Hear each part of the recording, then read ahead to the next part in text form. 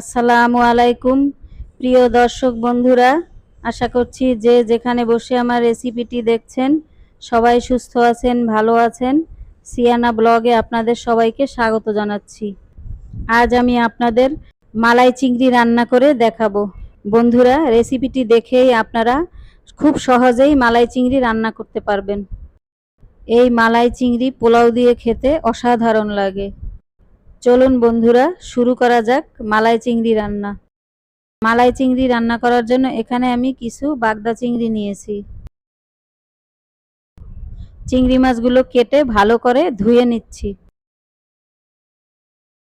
চিংড়ি মাছগুলো কেটে ভালো করে ধুয়ে নিয়েছি। এখন মশলা মাখানোর জন্য দিয়ে দিচ্ছি পরিমাণ মতো লবণ।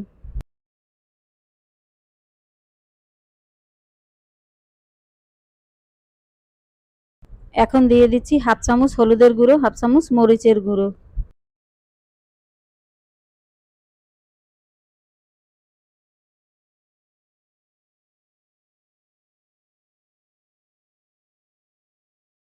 এখন চিংড়ি মাছগুলো মশলার সাথে ভালো করে মেখে নিচ্ছি।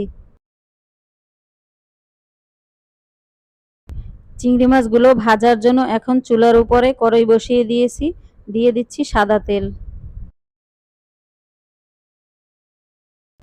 তেল গরম হয়ে গেছে, এখন দিয়ে দিচ্ছি চিংড়ি মাছগুলো।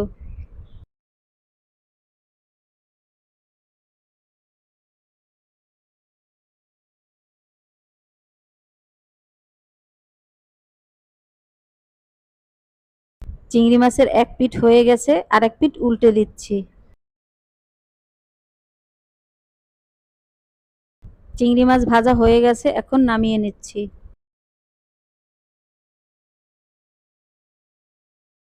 মালাই চিংড়ি রান্না করার জন্য চুলার উপরে হাঁড়ি বসিয়ে দিয়েছি। এখন দিয়ে দিচ্ছি পরিমাণ মতো সাদা তেল।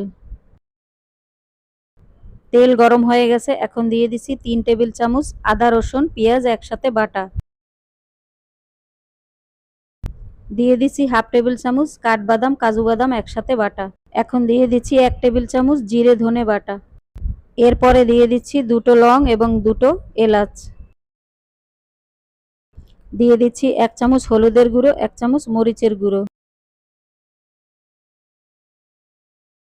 এবার দিয়ে দিচ্ছি 2টো তেজপাতা ছিঁড়ে।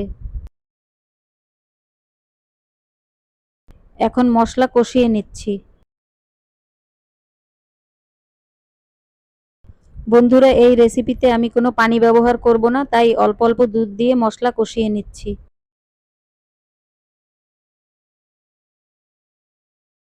দিয়ে দিচ্ছি পরিমাণ মতো লবণ।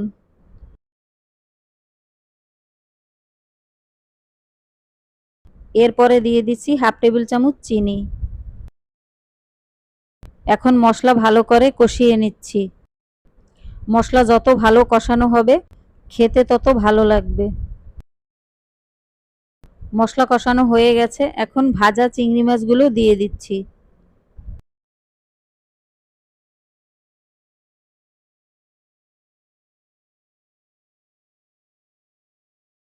এখন চিংড়ি মাছগুলো দিয়ে আরো ভালো করে কষিয়ে নিচ্ছি।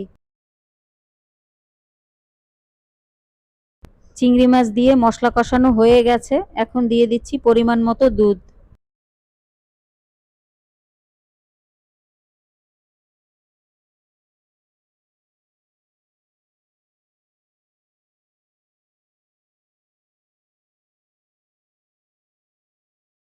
এখন হাই হিটে 10 মিনিটের জন্য চিংড়ি মাছ রান্না করে নিচ্ছি।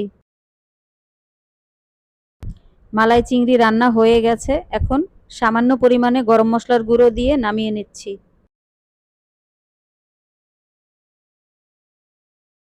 তৈরি হয়ে গেল মজাদার মালাই চিংড়ি। বন্ধুরা, আপনারা এভাবে মালাই চিংড়ি রান্না করে বাসায় দেখতে পারেন। আশা করছি আপনাদের সবার কাছেই ভালো লাগবে। যদি ভালো লেগে থাকে তবে লাইক, শেয়ার, কমেন্ট এবং সাবস্ক্রাইব করে সিয়ানা ব্লগের পাশে থাকবেন।